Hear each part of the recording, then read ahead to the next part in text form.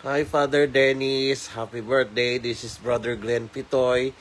Ang dalangin ko sa iyo is good health and more blessings. Maraming salamat for contributing sa San Agustin Parish.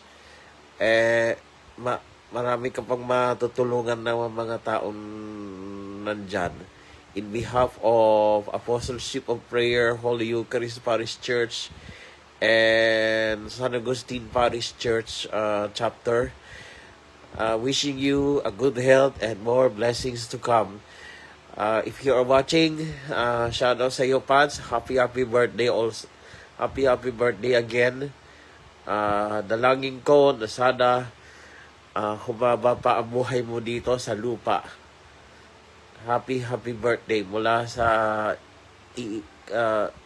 akin at sa buong miyembro ng Apostleship of Prayer San Agustin Parish Chapter.